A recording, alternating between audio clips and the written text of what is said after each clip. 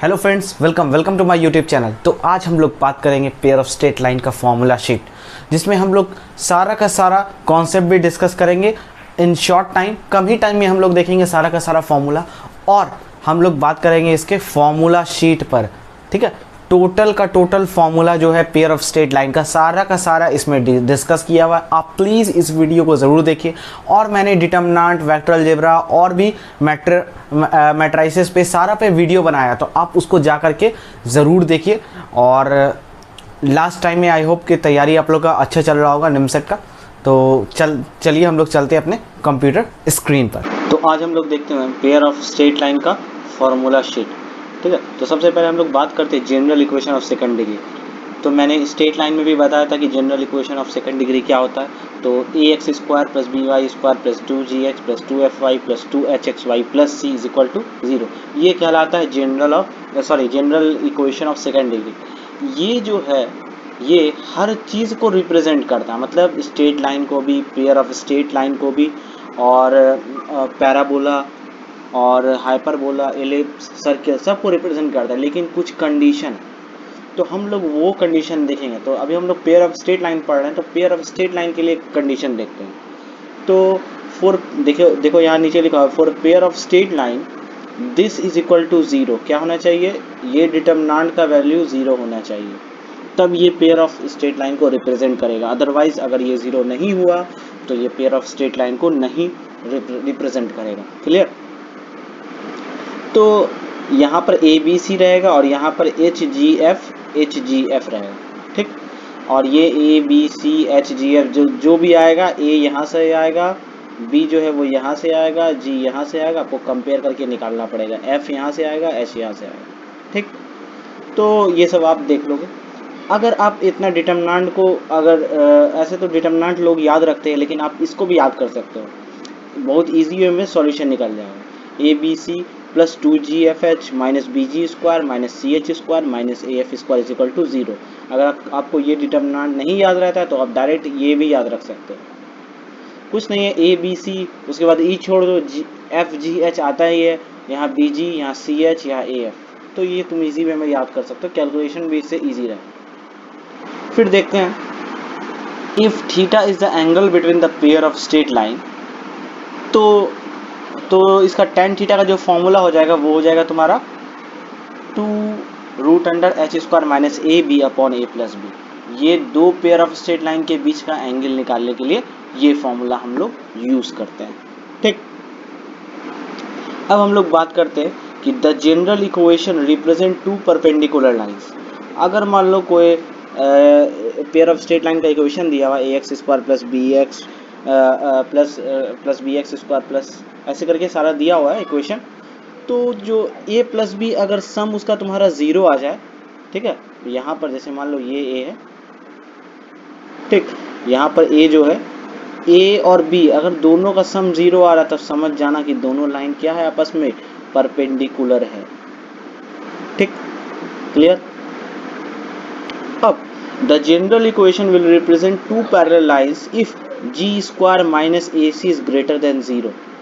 अगर मान लो कि दो लाइन अगर पैरेलल होगा तो जी स्क्वायर माइनस ए सी जो वो होगा वो 0 से बड़ा होगा। ये भी कंडीशन है किसके लिए? पैरेलल लाइंस के लिए। क्लियर? अब अगर मान लो दो लाइन ऐसे पैरेलल हो, ठीक है, और उसके बीच का अगर डिस्टेंस निकालना हो तो आप जो है ये फॉर्मूला भी यूज कर सकते हो और ये फार्मूला भी यूज कर सकते हो। दोनों फॉर्मूला यूज कर सकते हो, वो आपका चॉइस है। ठीक है, एक फार्मूला है 2√g² minus A C upon A into A plus B, और एक फार्मूला है 2√f² minus B C by B into A plus B. Clear? इसे डिस्टेंस निकालने का फार्मूला है। अब हम लोग देखते हैं point of intersection of pair of straight line. तो मान लो ये पेयर ऑफ स्ट्रेट लाइन दिया हुआ है, ठीक है, अब तुमको क्या करना है, इसका पॉइंट ऑफ इंटरसेक्शन निकालना है। तो हम लोग क्या करेंगे, partial differentiate with respect to x. अब ये पार्शियल डिफरेंशिएट क्या होता है? तो देखो, पहला हम लोग इक्वेशन को क्या करेंगे, पार्शियली डिफरेंशिएट करेंगे। तो ध्यान से देखो, इसको कैसे करेंगे, a तो एक्स स्क्वायर का डिफरेंशिएशन क्या होगा 2x, तो 2ax यहाँ पर लिखा जाएगा। फिर जहाँ y है वो 0 हो जाएगा, y वाला जहाँ जहाँ टर्म उसको 0 करते जाओ, क्योंकि वो है नहीं, हम x के रिस्पेक्ट में कर रहे हैं डिफरेंशिएट। तो सिर्फ आपको x वाला टर्म ही देखना है, जैसे ये और जितना है x को डिफरेंशिएट करते जाओ, y वाला 0 अपने वो 0 ही होते जाएगा, क्योंकि x के रिस्पेक्ट में कर रहे हो। और यहाँ करोगे तो 2g, क्योंकि x का डिफरेंशिएशन 1 आता है, देखो 2g यहाँ आ गया। फिर यहाँ 2hxy, ठीक, तो तुम्हारा यहाँ पर क्या हो जाएगा, फिर x का डिफरेंशिएशन करोगे तो क्या होगा 1, ठीक, क्योंकि x के रिस्पेक्ट में हो रहा है, y एज अ कांस्टेंट बाहर आ जाएगा, 2hy इज इक्वल टू 0।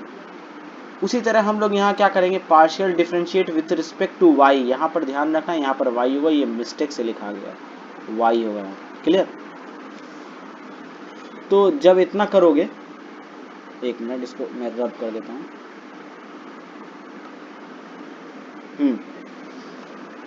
अब क्या कर देंगे हम लोग, partial differentiate with respect to y। अब y वाला टर्म सब उठा लोगे, यहाँ y है, यहाँ y है और यहाँ y, ठीक। तो यहाँ हो जाएगा y स्क्वायर का डिफरेंशिएशन 2y, और b को वैसे ही छोड़ देना 2by। फिर यहाँ हो जाएगा y का डिफरेंशिएशन 1 तो 2f, और यहाँ पर हो जाएगा 2hx और इज इक्वल टू 0। अब क्या करोगे, ये तुम्हारा x और y के फॉर्म में आ जाएगा, और इसको सॉल्व करके तुम x और y इजी वे में निकाल सकते हो। ये यहाँ से तुमको पॉइंट ऑफ इंटरसेक्शन मिल जाएगा इस दोनों से सॉल्व करके, क्लियर। उसी तरह हम लोग अपना नेक्स्ट देखते हैं, equation of bisector of the angle between the lines. तो हम लोग क्या करेंगे, बाइसेक्टर निकालने के लिए, मान लो ये लाइन है तुम्हारा, ये और ये पेयर ऑफ स्ट्रेट लाइन है, तो इसके बीच का हम लोग एंगल बाइसेक्टर अगर निकालेंगे, यानी कि ये वाला और ये वाला,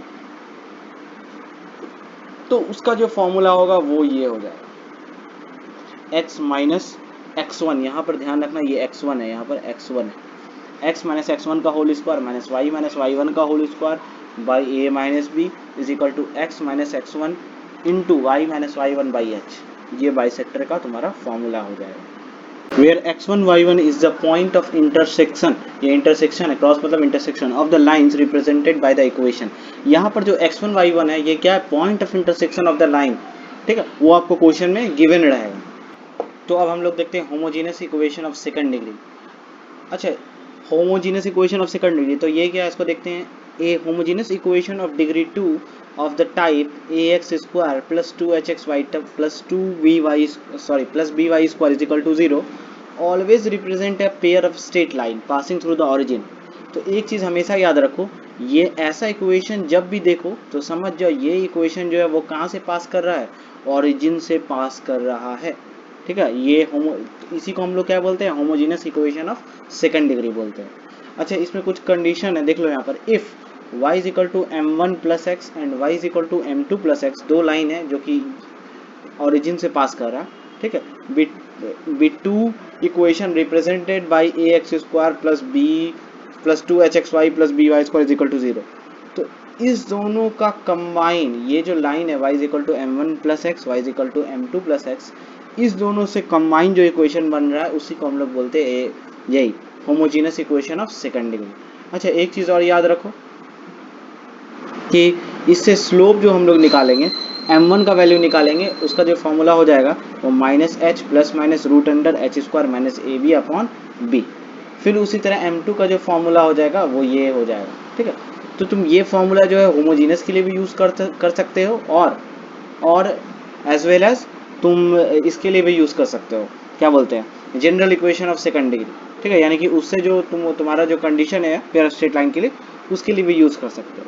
और दोनों स्लोप का सम जो होगा वो माइनस 2h बाई बी होगा, दोनों का प्रोडक्ट जो होगा वो a बाई बी होगा। ये सब यूज़ होता है, ठीक है, क्वेश्चन बनाइट है। और यहाँ कंडीशन दिया हुआ है कि अगर H square A be greater than 0 होगा तो लाइन जो है वो डिस्टिंक्ट लाइन होगा, रियल लाइन होगा, लेकिन क्या होगा, अलग अलग होगा। अलग अलग मतलब, ठीक है, इस तरह से अलग अलग कोई भी लाइन हो सकता है, ठीक। अगर H square is equal to A B हो तो लाइन को इंसिडेंट होगा, को इंसिडेंट इन द सेंस कि एक लाइन है तो उसी के ऊपर ही दूसरा लाइन होगा, ठीक है, उसी के जस्ट ऊपर एकदम सेम। अगर H square is less than A B होगा देन लाइन्स आर इमेजनरी, वो लाइन्स आपको इमेजनरी लाइन्स मिलेगा। तो यही तक था इसका थ्योरी पार्ट यहीं तक एंड होता है।